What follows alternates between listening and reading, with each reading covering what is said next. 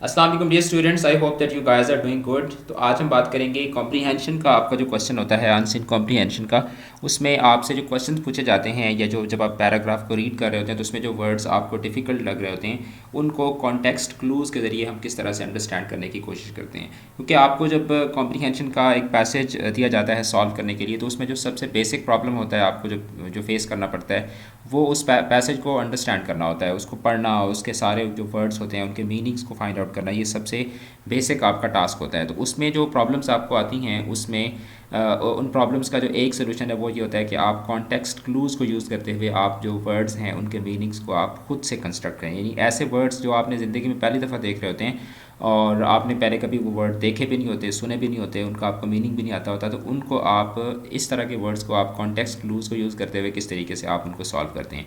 सो context clues होते क्या हैं? Context clues are basically hints found within a sentence, paragraph or passage that a reader can use to understand the meanings of new or unfamiliar words। यानी passage के अंदर, paragraph के अंदर, sentence के अंदर जो रीडर को नए वर्ड्स नज़र आते हैं या जो अनफेमिलियर वर्ड्स नज़र आते हैं उनको समझने के लिए जो आपको हिंट्स मिलते हैं उनको क्या कहा जाता है? कॉन्टेक्स्ट क्लूज़ कहा जाता है। Learning the meaning of a word through its use in a sentence or paragraph is the most practical way to build vocabulary।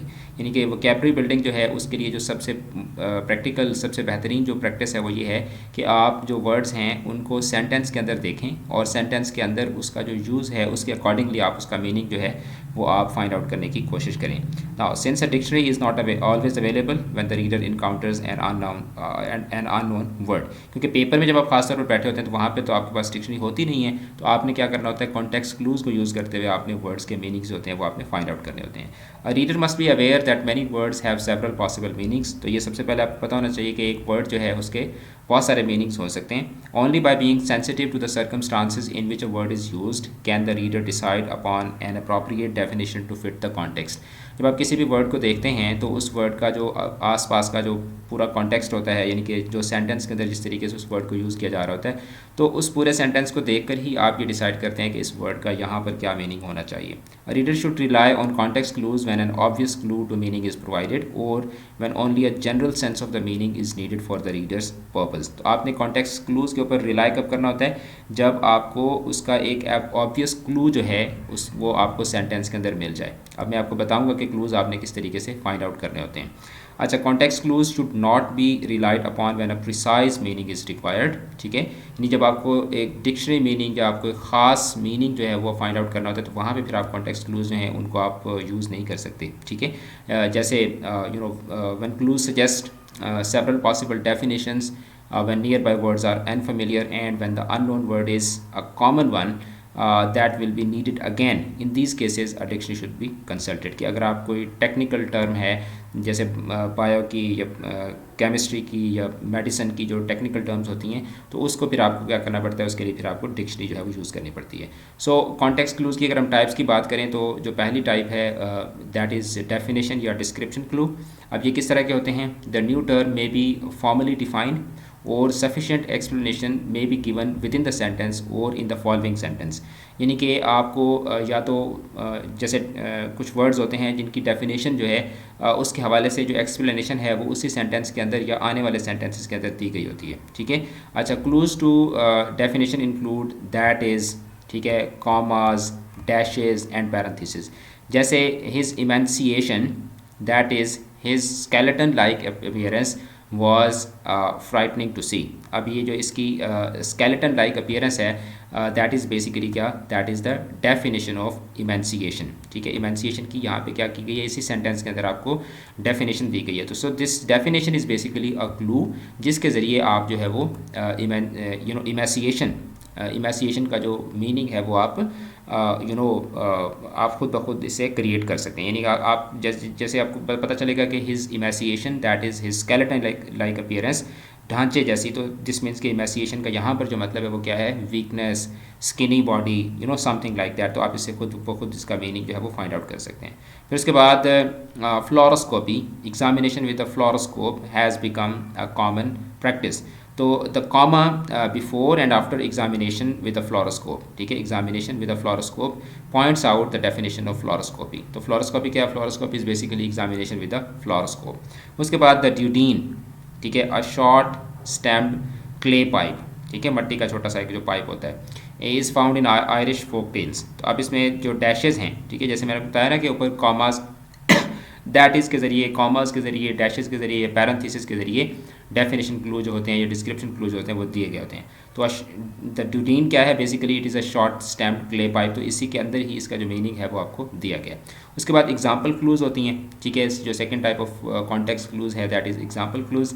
Sometimes when a reader finds a new word an example might be found nearby that helps to explain its meaning. Words like including, such as and for example, ये जो words होते हैं including, such as, for example, इस ये point out करते हैं कि आपको बेसिकली इन ये वाले वर्ड यूज़ कर आपको यूज़ करके आपको क्लू दिया जा रहा होता है। जैसे piscatorial creatures such as flounder, salmon and trout live in the coldest part of ocean. अब इसमें देखें मछलियों के नाम आपको बता दिए जा रहे हैं, तो दिस मीन्स के पिस्केटोरियल क्रिएचर्स क्या हैं बेसिकली, ये we are talking about fish, ठीक है, ये मतलब जो मछली की अक़साम हैं उनके हवाले से बात की जा रही है। तो आपको कैसे पता चला, जब आगे आपने एग्जांपल्स देखी। अच्छा, celestial bodies including the sun, moon and stars have fascinated man through the centuries. तो अब यहाँ पे सिलेस्टियल जो हैं ये बेसिकली सिलेस्टियल बॉडीज़ कौन सी हैं, आसमानी, यानी कि आसमान के जो ऑब्जेक्ट्स होते हैं। Celestial objects are those in the sky और हेवंस। तो एग्जाम्पल के ज़रिए आपको पता चला कि अच्छा सिलेस्टियल जो है वो सिलेस्टियल बॉडीज़ कौन सी होती हैं।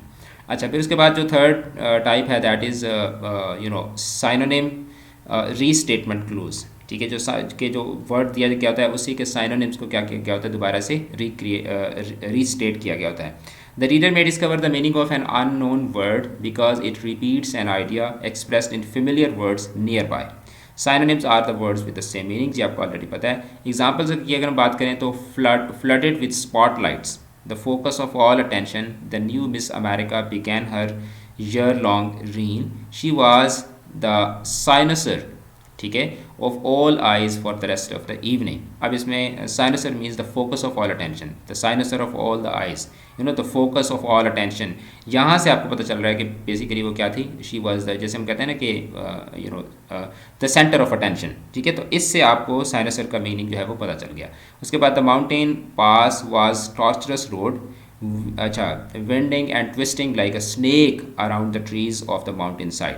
अब winding and twisting like a snake, इससे आपको क्या पता चल रहा है, बेसिकली ये जो टॉर्चुअस, ठीक है, टॉर्चुअस का जो मीनिंग है वो आपको यहाँ से पता चल रहा है कि बहुत मतलब ना ऐसे टेढ़ा मेढ़ा सा, राइट। तो इस तरीके से आप जो है वो मीनिंग को, यानी कि जो अननोन अनफेमिलियर वर्ड्स होते हैं, अब यहाँ पे जितने भी वर्ड्स आ रहे हैं ये सारे के सारे आपके लिए क्या हैं, आपके लिए अनफेमिलियर वर्ड्स हैं। उसके बाद contrast, antonym clues. Antonyms are the words with opposite meaning. अच्छा, an opposite meaning context clue contrast the meaning of an unfamiliar word with the meaning of a familiar term. Words like although, however and but may also signal the contrast clues. यानी आपको एक word show किया जाता है और आपको उस word का ऑपोजिट बताकर आपको उस वर्ड का मीनिंग खुद ब खुद, मतलब उसका ऑपोजिट बताया गया होता है, तो उससे आप उस वर्ड का मीनिंग खुद ब खुद फाइंड आउट कर सकते हैं। जैसे when the light brightens the pupils of the eyes contract, however when it grows darker they dilate. अब डिलेट जो है इसका मतलब कि कॉन्ट्रैक्ट का मतलब यह है कि आँखें जो है वो क्या होती हैं, इंसान की सुकड़ जाती हैं, ठीक है। और डिलेट का मतलब फिर क्या होगा, डिलेट का मतलब होगा कि वो फैल जाती हैं, ठीक है, वो कंट्रास्ट में चली जाती हैं, ठीक है। तो इस तरीके से आप फाइंड आउट कर सकते हैं कि dilate is basically an opposite of contract. उसके बाद जैसे एक और एग्जांपल को देखें तो children were as different as day and night, he was lively conversationalist but she was reserved and taciturn। अब conversationalist मतलब talkative और taciturn का मतलब taciturn is basically opposite of lively conversationalist के मतलब आप उसको कह सकते हैं less talkative या introvert। तो इससे आप जो है वो बड़ी आसानी के साथ इसका मीनिंग जो है वो फाइंड आउट कर सकते हैं। उसके बाद मूड या टोन के क्लूज होते हैं कुछ सेंटेंस के अंदर। The author sets a mood and the meaning of the unknown word may must harmonize with the mood। जैसे अगर यहाँ पे इस वर्ड की बात करें द लुग्यूबरस, ठीक है, लुग्यूबरस ये एक बिल्कुल नया वर्ड है आपके लिए। The lugubrious wails of the gypsies match the dreary whistling of the wind in all but deserted cemetery. अब यहाँ पे जो लुगुबेरियस है, ठीक है, which means sorrowful, fits into the mood set by the words veils, dreary, deserted, symmetry। तो इससे आपको ये पता चल जाता है कि अच्छा ये जो lugubrious का जो वर्ड है ये क्या होगा, that is a word that is used as a synonym to sorrowful, sad, dejection, इस तरह के वर्ड्स के लिए। फिर उसके बाद एक्सपीरियंस क्लूज होते हैं, ठीक है। Sometimes the reader knows from experience how people और things act in a given situation, ठीक है। तो जैसे मिसाल के तौर पर during those first bewildering weeks the thoughts of a college freshman drift back to high school where he was in knew everywhere and felt at home, a feeling of nostalgia sweeps over him, ठीक है। तो अब this means के nostalgia के वो past memories of past. अच्छा, she walked away from her closest and quickly slipped a jersey over her head, ठीक है। She walks away from her closet and quickly slipped a jersey over her head, मतलब this means के जो jersey है that is something some garment, ठीक है। क्योंकि वो क्लॉजेट से walked away from her closet के अलमारी से पीछे हटी and quickly slipped a jersey over her head के मतलब उसने अपने सर के ऊपर एक जर्सी डाल दी। She smoothed it into place over her hips, added a belt, glanced at the mirror and left for work. So this means that jersey is a long dress for winter। तो क्यों आपको यहाँ से कहते हैं smooth it into place over हर हिप्स, का मतलब यहाँ नीचे हिप्स तक वो ड्रेस जो है वो जा रहा है। उसके बाद एनालिसिस और स्ट्रक्चर क्लूज के कुछ उसके स्ट्रक्चर के अंदर कुछ क्लूज होते हैं। The parts use to construct a word can be direct clues to meaning, जैसे knowledge of prefixes, roots and suffixes can aid a reader in using this type of context clue.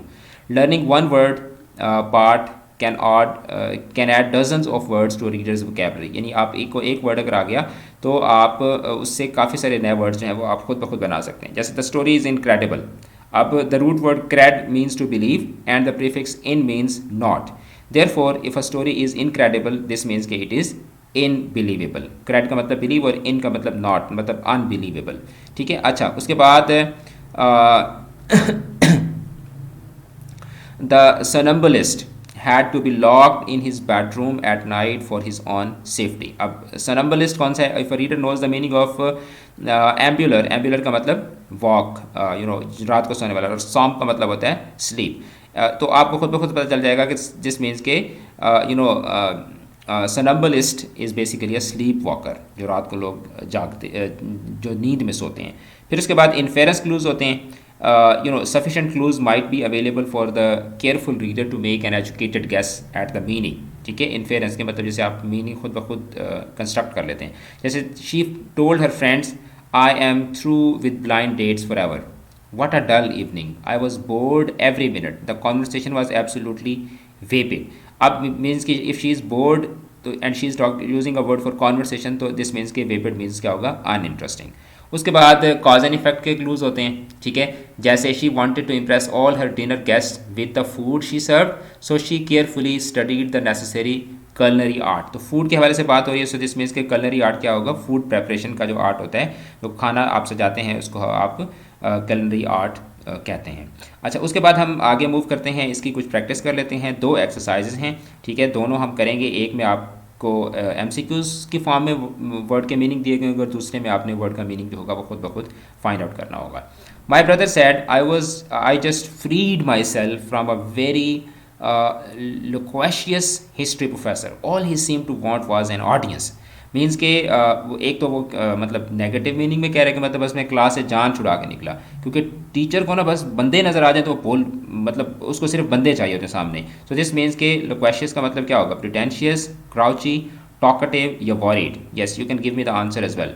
Yes, absolutely right, the correct option is talkative, ठीक है। तो आप देखें ना खुद ब खुद आपने कॉन्टेक्स्ट क्लूज से आपने इसका मीनिंग जो था वो फाइंड आउट कर लिया।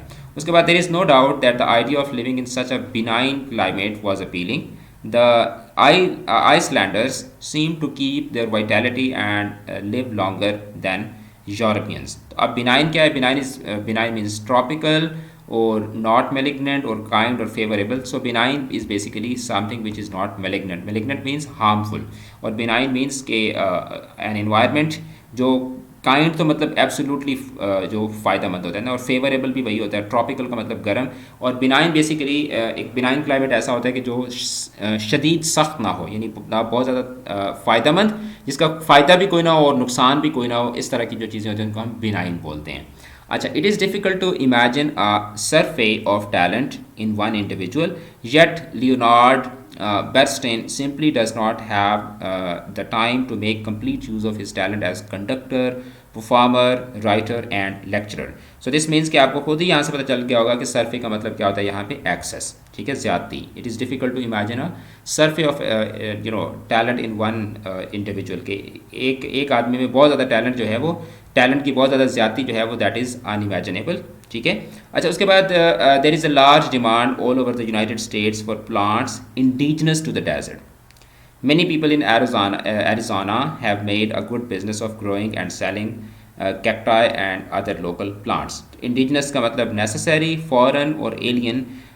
So obviously the correct option here is native, ठीक है, क्योंकि native plants की यहाँ पे बात हो रही है।